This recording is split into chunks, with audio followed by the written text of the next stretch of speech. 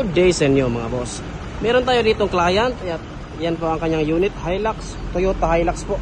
Siya po ay nagpa-convert ng LED headlight.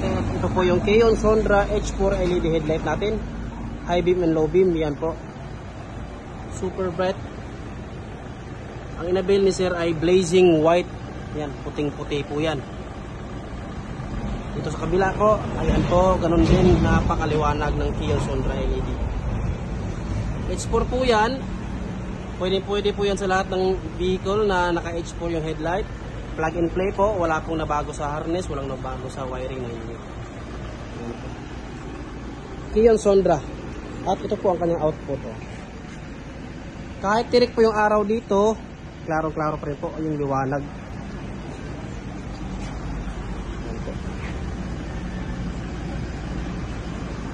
Keon Sondra. So, try natin mag high beam. Yun, liwanag. Low beam, passing. Yun. And of course, si client ay nagpadagdag na rin ng QCY dashcam. Ito po yung top of the line ng Andres Auto Accessories na dashcam. Ito po ay QCY F24 na may 4K and 1080p resolution. So 4K po yung front. Yan po atin front, yan po 4K resolution recording po yan. Meron po yung SD card na 32 gig. Yan po ang ating reverse cam. Yan po ang 1080p recording pa rin po yan. Pwede natin pagsabayin. Ayan po ang kinaganda rin natin sa ating dashcam ay touchscreen. Pag pumunta tayo sa front cam, pwede natin i-adjust yung pataas at pababa. Ayan po, up and down po yan. Tsaka brightness, dito po sa kabila yung brightness. Yan po. Yan po ang kanyang reverse. Pwede rin natin yan i-adjust up and down. Depende po sa gusto ni client. Ayun. At ayan po ang ating sabay. Sabay na po yung front at rear camera natin.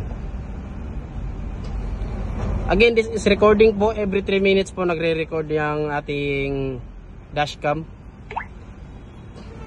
At ito po yung kaniyang recorded files and po. Ayan. Kung gusto nyo hindi ma-delete yung file na gusto mong manatili sa file system nya, lock nyo lang. Ayan. Malilipat sa video lock. Ayan po, for example lang, nakalock po. So, pwede natin i-unlock, babalik yan dito sa video files. Ayan. Delete, pwede natin i-delete agad. Back. So, driving recording. Yun. Pwede po tayong mag-snapshot. Ayan po. Now, paano naman kung gusto nating i-access yung file system niya via cellphone? Ayan po. System settings. Ito po ang ating Wi-Fi app. So tap natin, red yan, dapat green. Ayan. So ang mangyayari po, mag-create po siya ng Wi-Fi hotspot.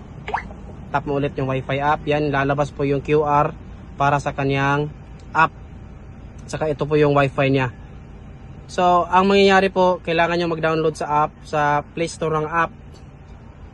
Link po to para sa app. Once na-download nyo na yun, add camera lang kayo. Tapos, on lang nyo yung Bluetooth. And then, connect kayo sa Wi-Fi nito. Automatic siya, ma-access yung files na nasa loob. Ayan po. Again, this is QCY dashcam po dito sa Andres Auto Accessories, top of the line. Ayan po. Sa mga gustong magpa-install, mag-avail ng ating products dito sa Andres Auto Accessories, visit na po kayo mga boss. Located po tayo dito sa Diversion Road, Baraopol, Misamis Oriental. Mga boss, along the Diversion Road lang po tayo, malapit sa Welcome Depot. Ayan po, yan po ang signage. Andres Auto Accessories. Ito naman ang aming sign sa taas. Alright, peace!